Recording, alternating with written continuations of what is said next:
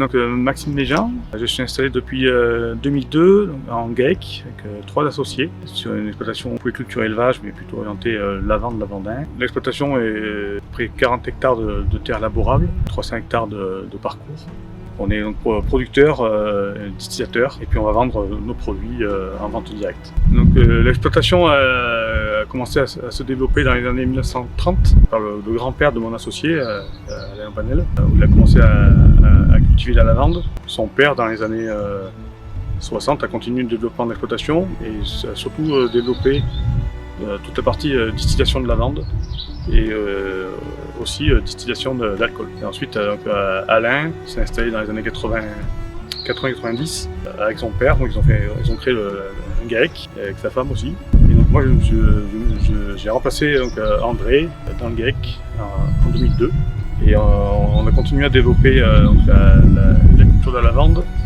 Et surtout, on a commencé à fortement développer l'activité touristique, donc l'accueil de touristes, la visite. Et c'est là où on a développé toute la vente à la ferme et sur les marchés. Et puis depuis quelques années aussi la vente en ligne sur Internet. Et donc aujourd'hui on a le projet de continuer à développer cette partie-là avec la création d'un magasin un peu plus aux normes que ce qu'on a actuellement et puis d'une partie plutôt muséographique avec toute l'histoire et de la lavande et de la distillation. Que ce soit la lavande de lavandin, c'est une plante pérenne qui va rester à peu près 10 ans en culture. Et donc la première année, on plante, mais on ne récolte pas, le plant est trop petit. Par contre, c'est pendant cette année-là que c'est le plus délicat puisque les plants sont tout petits, donc les mauvaises herbes en profitent. Et ensuite, on commence à récolter au bout de la deuxième année jusqu'à ce que la récolte soit moins intéressante, donc ça peut être 10 ans, mais des fois plus. Le travail sur la culture se fait principalement au printemps, avec les binages, les désherbages, les engrais, à partir du mois de février jusqu'au mois de mai. Puis ensuite, quand l'épi se développe et que la tige monte, on ne peut plus passer, donc on atteint la récolte qui est entre le mois de juillet et le mois d'août. Du fait qu'on n'ait pas énormément de surface, on est parti sur de la vente directe.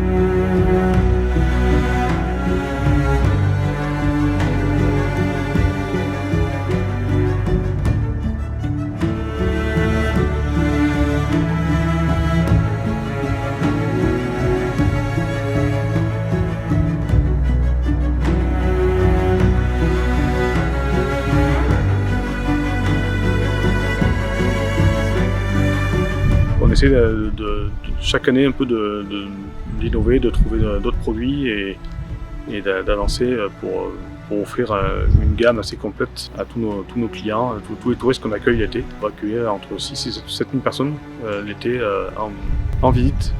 On fait des visites guidées.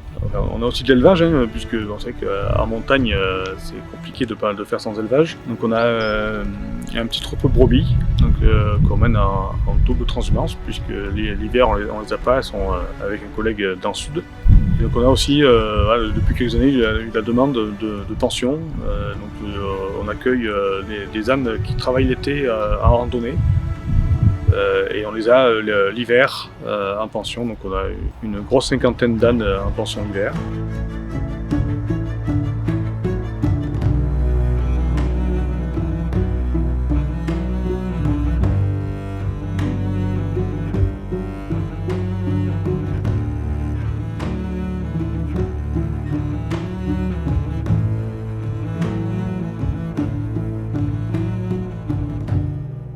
Je suis président de la région syndicale du Diois, une région syndicale assez vaste avec pas mal de productions différentes. Mais c'est vrai que c'est toujours intéressant de s'engager pour échanger avec les autres agriculteurs. J'ai été au JA avant d'être à la FDSEA. Si les syndicats ne sont pas là, on n'arrive pas à avancer. C'est aussi pour ça que j'essaie de continuer à m'impliquer au sein de la FDSEA pour notre métier. On a une belle vue sur l'ensemble du Diois, donc avec notamment les falaises du Glandas, donc un peu la montagne emblématique du Diois, qui regarde tout le Diois. On voit en plein milieu la vallée de Die, autour de Die, la plaine de Die. Et donc on a Tous les villages qui sont sur le pourtour du Vercors, tout le pourtour du Vercors, sont des communes qui ne sont pas dans la zone AOC.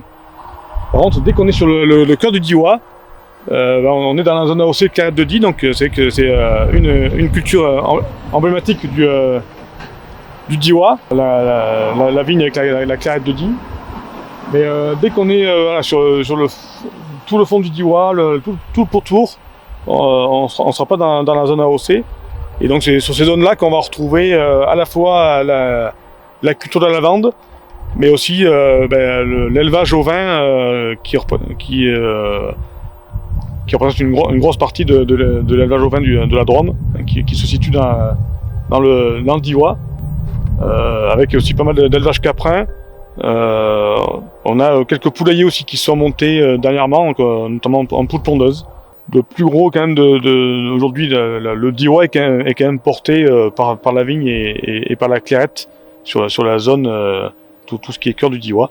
Quasiment arrivé au col du Rousset, mais malgré tout, on trouve encore de la lavande sauvage sur le versant sud, bien ensoleillé.